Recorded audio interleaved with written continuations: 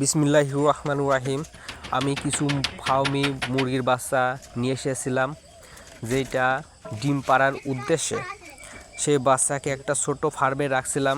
এখন আস্তে আস্তে বড় হওয়ার কারণে ওই জায়গাটা পরিবর্তন করে আর একটা নতুন শেডে ঢোকানোর জন্য নতুন শেড তৈরি করছি। এখন আমি এখানেই সেই ফার্মি মুরগিগুলা রাখতে চাচ্ছি।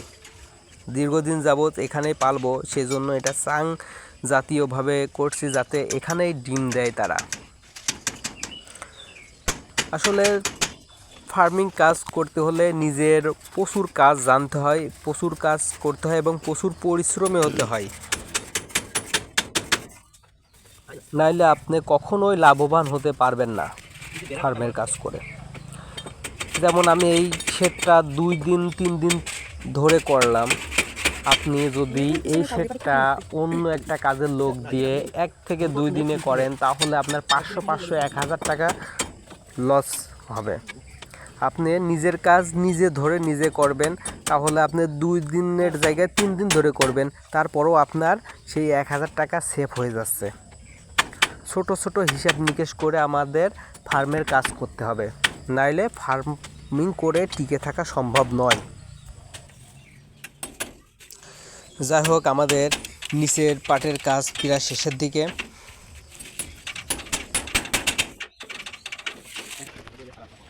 এখন আমরা সাইডের পাটের কাজ করব।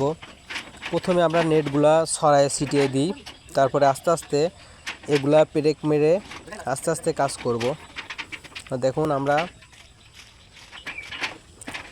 আমাদের নেট একটু বেঁচে গিয়েছে, সেটা কেটে ফেললাম এবং আমাদের বাঁশের বাতা দিয়ে চাপা দিয়ে আমরা পেরেক মেরে এই বেড়াগুলা তৈরি করছি। যাই হোক, পরিশ্রমী হতেই হবে, নাহলে এই ফার্মিং করে টিকে থাকা সম্ভব নয়।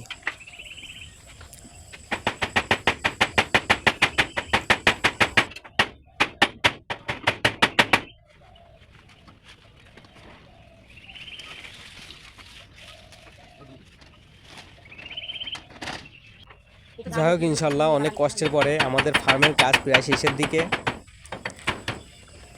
ইনশাল্লাহ অনেক পরিশ্রমের মাধ্যমে আমাদের এই কাজটা শেষ করলাম। আমরা 2 দিন পরে এই ফার্মে সেই ফার্মি মুরগিগুলা এই শেডে নিয়ে আসলাম। দেখুন, আমাদের ফার্মি মুরগিগুলা নতুন ঘরে নতুন শেডে এসে কেমন রয়েছে। আনকমন জায়গা তো, তাই সেজন্য ওরা ভীতুকর অবস্থায় রয়েছে। মাশাআল্লাহ, অনেক সুন্দর হয়েছে।